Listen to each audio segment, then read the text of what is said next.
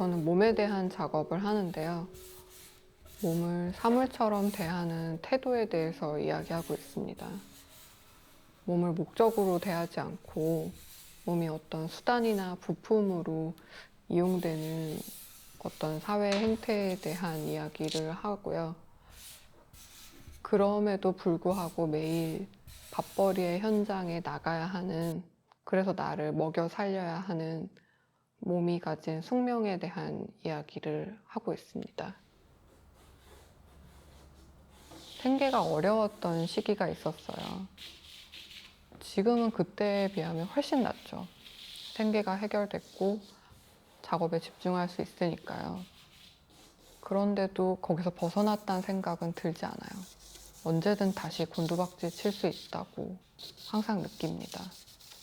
사회는 점점 더 양극화되고 계층화는 더 단단해지고 노동은 점점 더 가치를 인정받지 못하고 있으니까요.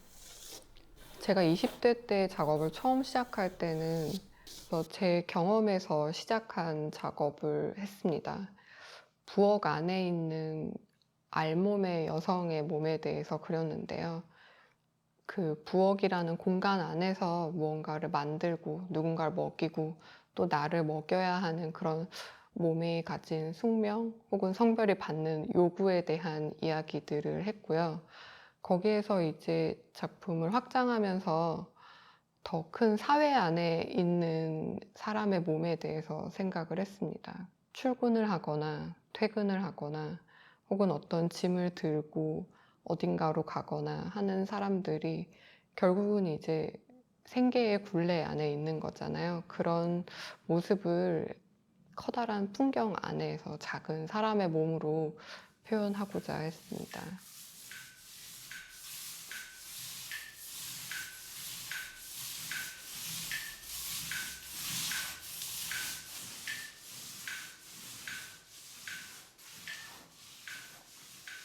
그렇게 생계의 풍경들을 계속 작업하면서 생계의 현장에서 죽임을 당한 이야기에 주목하게 됐습니다.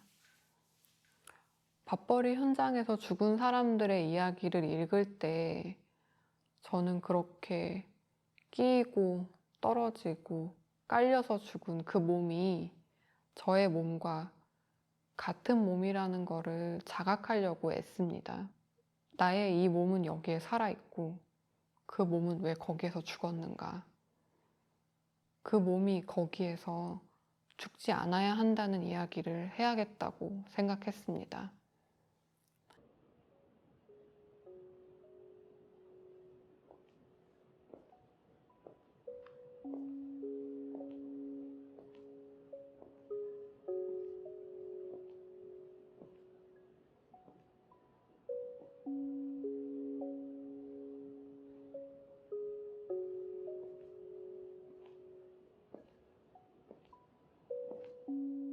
사회 문제에서 시작한 작업을 계속 진행하면서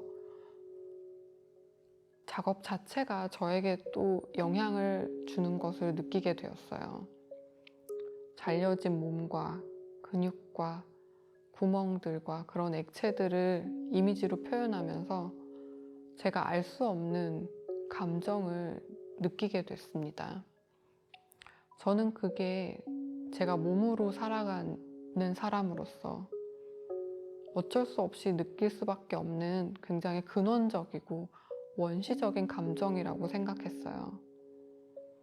그래서 저는 그것을 좀 더 감각적으로 연결할 수 있는 보다 더 근원적인 인체의 재현의 이미지를 만들고자 생각하고 있습니다.